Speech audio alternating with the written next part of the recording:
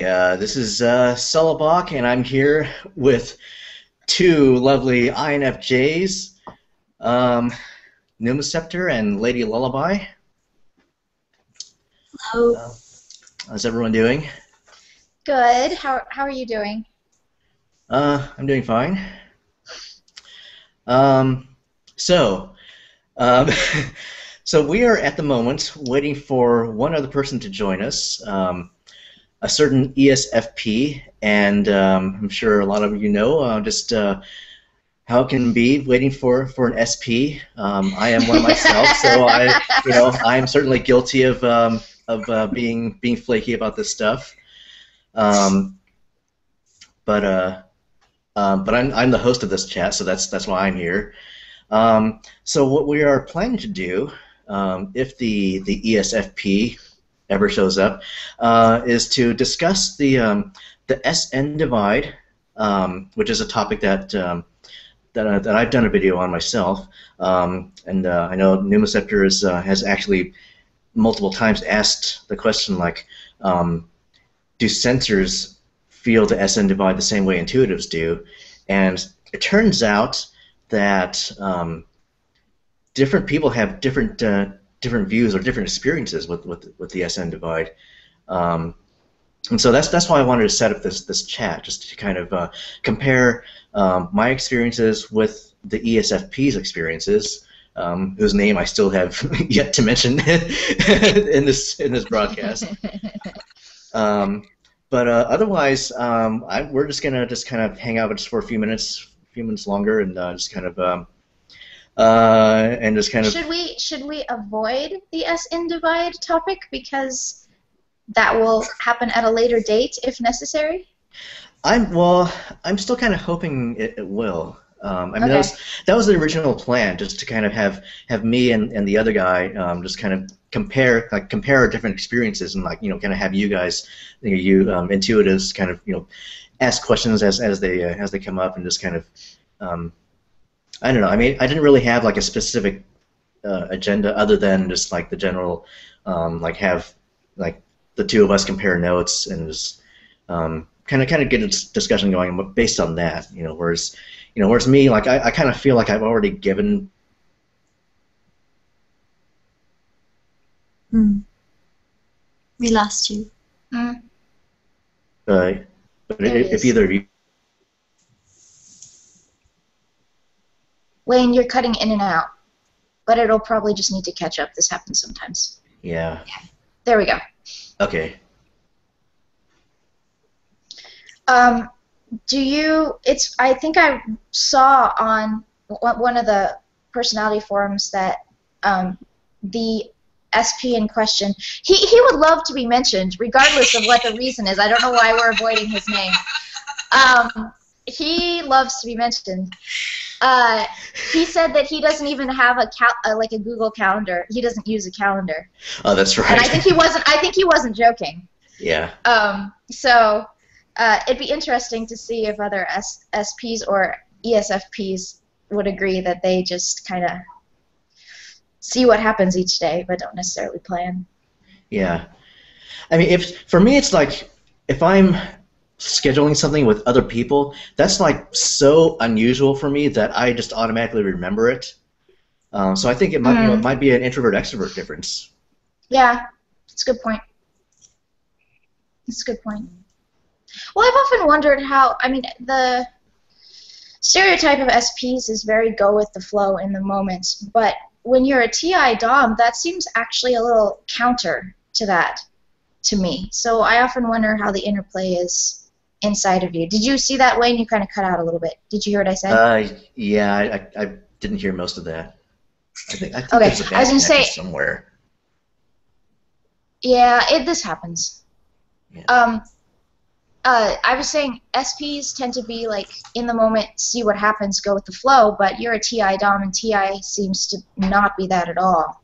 So I'm often curious for ISTPs what that interplay looks like on the inside.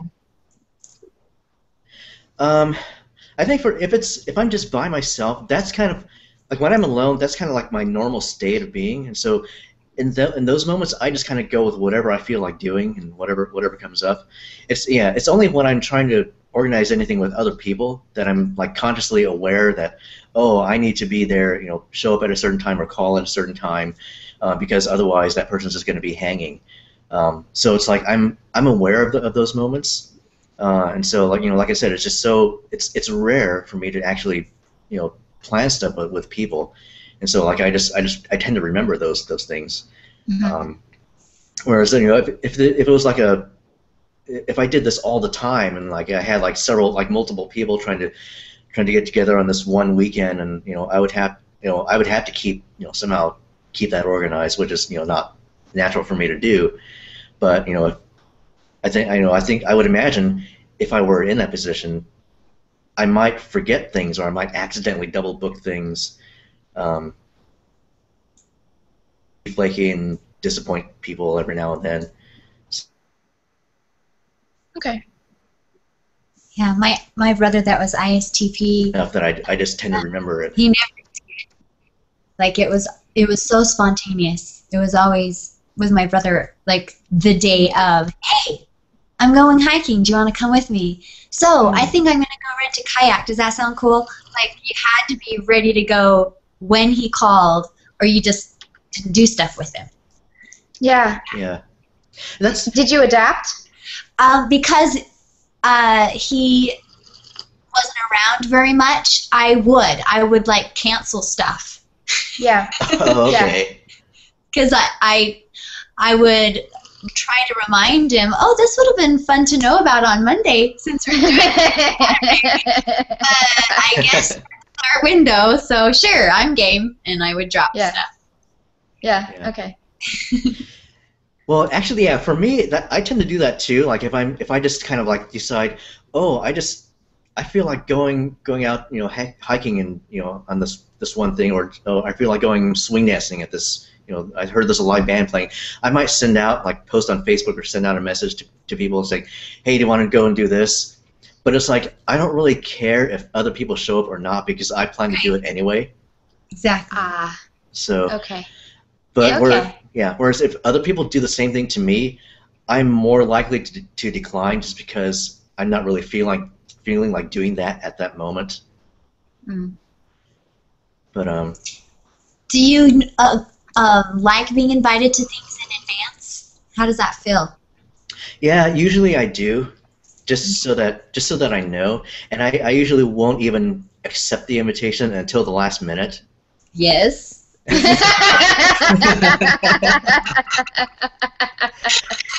like waiting. Is Garrett coming? Probably in 10 minutes before. I'm on my way. Oh, I guess he is. Oh, I actually just a couple of months ago I accepted an invitation after the event started. It was like, well, because like that day I wasn't even planning to go to it, and then the other thing that I decided to do ended up being a total dud, and so okay, I guess I might as well go to that other event, and I logged into Facebook from my phone, just clicked accept, and then I headed over there. And nobody cared. Why did you even click accept? just because I'm crazy. Okay, here's my question. So if I were to create an Evite or a Facebook invitation or whatever for an event, the reason I would create it would be to know how many people were coming and to let people see who else will be there. Right. Is that not the reason why you would create that, Wayne? Is that the difference here, that you don't use it for that purpose? Well, yeah. I agree that is the reason for creating it.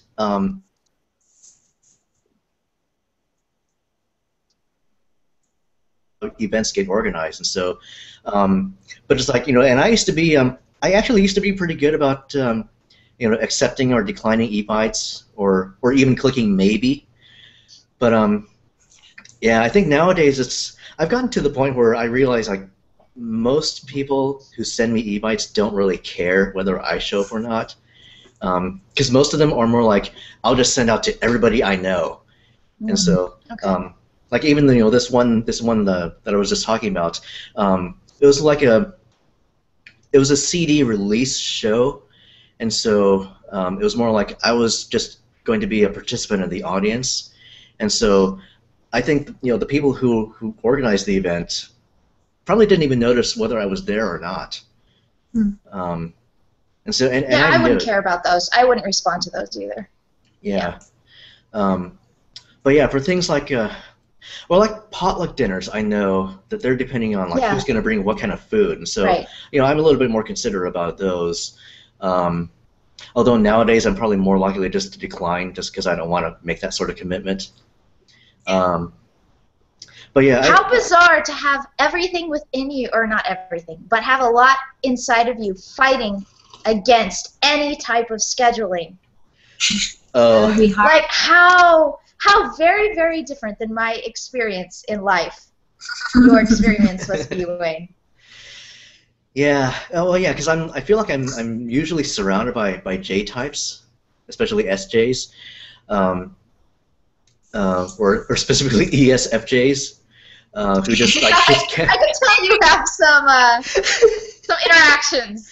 Yeah. Along those lines. For them it's like just a total foreign concept that a person would just rather spend a night at home than to go to this fun event and see all their friends. They don't believe you. Yeah. And I'm looking. So like when I do get around to looking at the Evite and I see like all the declined responses, they all say, "Oh, I have a family get together. Or I have like I'll be out of town." And then so I'm clicking no, and I had like no excuse. Those could be lies. True. Yeah. I mean, that speaks to the fact that extroversion is so highly regarded in our particular culture. Because I think in a lot of cultures that are more introverted, it's fine to just say, "I'm tired." Oh yeah. Or "I want to be alone tonight." But for some reason, we don't feel that is a valid excuse, which is unfortunate.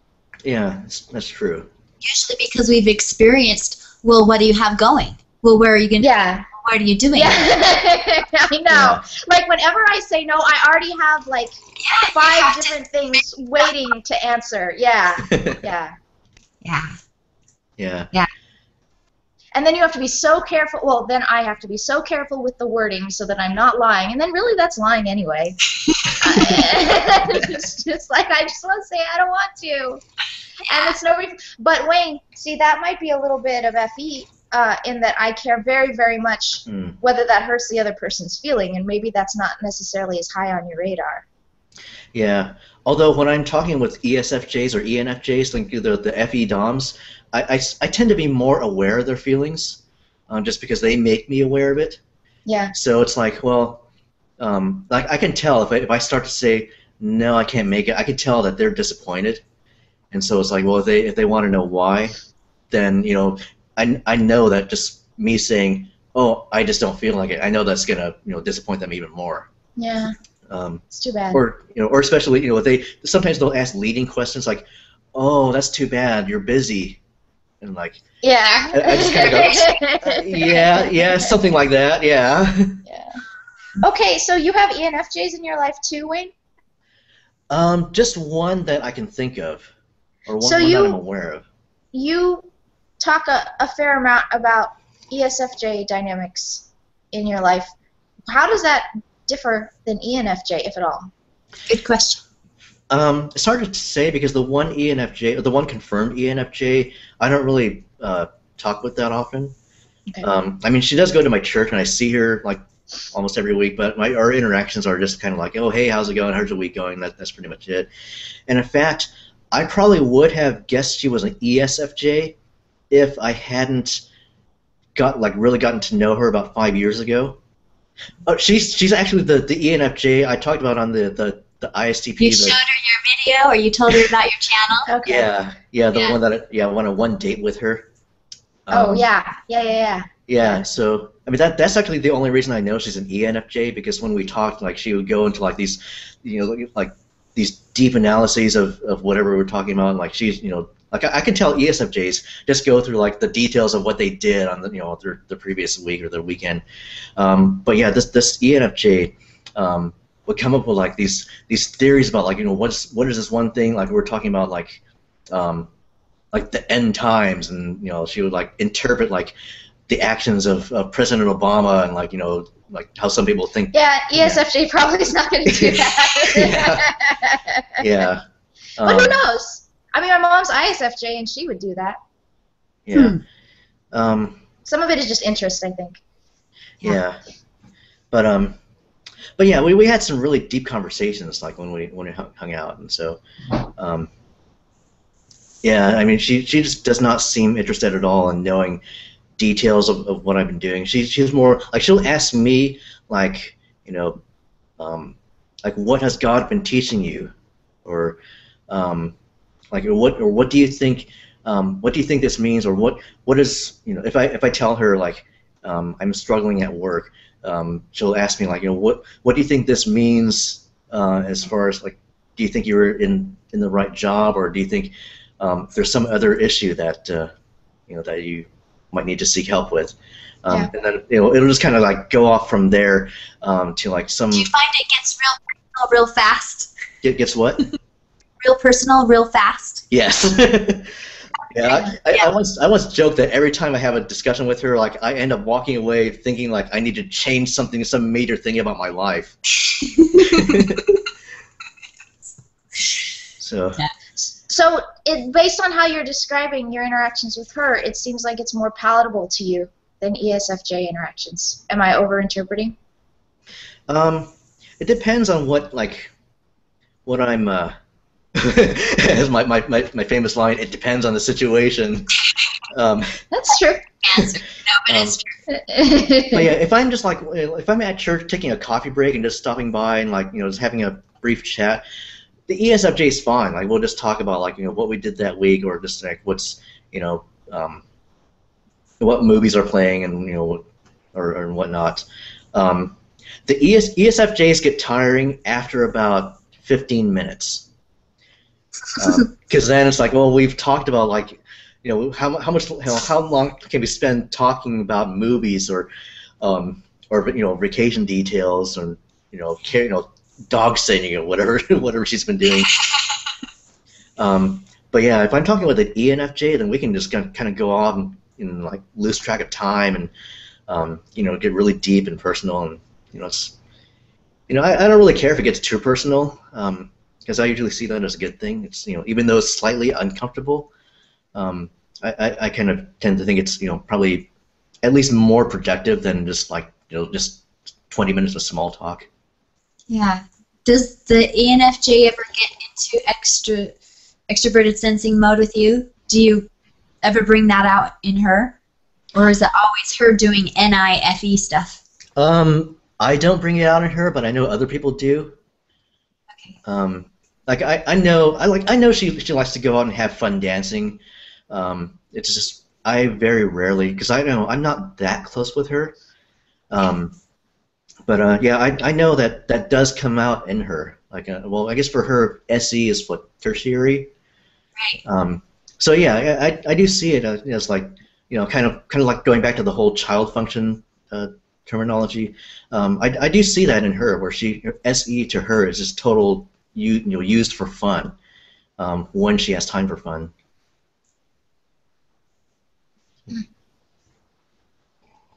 So what about talking about movies for 20 minutes is distasteful to you? Like, I honestly don't know, because I know why it's distasteful to me, but I think of that as more of a censor thing. SI versus SE there, huh? Is that what it is? It might be, because if we're talking movies, it's like either it's a movie I've already seen, and so we don't need to rehash details. Like whenever I go to see a movie, like I enjoy it just for for the experience, and if somebody, usually the ESFJ will ask, "What did you think of it?" And it's like, well, I don't really have anything to say about it other than it was good. And like I don't want to retell the whole movie, like explain everything that happened. Fascinating. movie that I've seen, it's like, well, what's really the point? Like, oh yeah, that moment was cool. Oh yeah, that moment was cool. And then it's like, well, how long can you really talk about that and say? So if someone asks you, what did you think about it? Yeah. See, if someone asked me what did I think about the movie, I would say how it applied to my life, how it fit within my worldview, what it looks like, what its implications are. But maybe that's not a go-to for someone with intuition a little farther down. Yeah, what kind of question could someone ask to make you talk about a movie you just watched? Yeah. I think it would have to be like the most recent Star Trek movie. There were a lot of references to like previous Star Trek movies and the Next Generation and other Star Trek series. So I might bring up those things, if I'm talking about somebody who just saw the movie. But after that, it's like, okay, well, we've discussed those things. Now, time to move on. So like we can share each other's appreciation of the same movie, but we won't really go deep into it. Unless the other person wants to. Like if I'm talking with an intuitive and they bring up the top, the questions or the issues about that movie, I go, oh yeah, I never thought about it that way. And that's not boring for you? Just like small talk? Not really. I mean, if it's something new, that's the thing I appreciate about intuitives. They'll bring up things that I never thought about. And so, like if that's like those topics that the ENFJ brought up, or if I'm listening to an INFJ. It's interesting to me the first time I hear about it. The only thing, the only catch is they shouldn't expect me to have the same insights. Mm-hmm. So I'm just gonna go, I'm just gonna be going like nodding like, oh yeah, that's pretty cool. Yeah, I never thought of it that way. So. And that's probably how we would describe an SN divide, as that they're receptive, but we want a feedback loop. Yeah. That's what I've heard too. That when intuitives are talking with sensors, they complain that the sensor just kind of waits for the conversation to end and then go on to talk about something else. It's like pulling teeth. Yeah. Whereas the sensor. I mean, not always. Yeah. Not now, for example. Whereas the sensor probably doesn't even notice that it's happening. They're just kind of like going along with the top conversation. Oh yeah, that's pretty interesting, and then they have nothing to say about it, and then the conversation dies, and then they just yeah, and then the sensor will just forget about it and move on. But but the ESFP has a total different take on that from what I've heard. Okay. They don't like us to go deep. Is that what you're? Like they wouldn't be annoyed at those kinds of questions. Well, I mean, yeah. So this is kind of the reason I wanted him here. But from my understanding, it's more that they tend to talk past each other. And actually, my theory is that the extroverted SPs are talking more, and so there's more opportunity for miscommunication. And so, like his complaint, his major complaint that I've seen is that he'll say something, he says exactly what he means, and the intuitive will interpret his words to mean something that he totally did not even intend for it to mean. And so, like he'll say like they tend to twist my words a lot. Mm-hmm. We lost. Yeah. Crystal, she'll come back.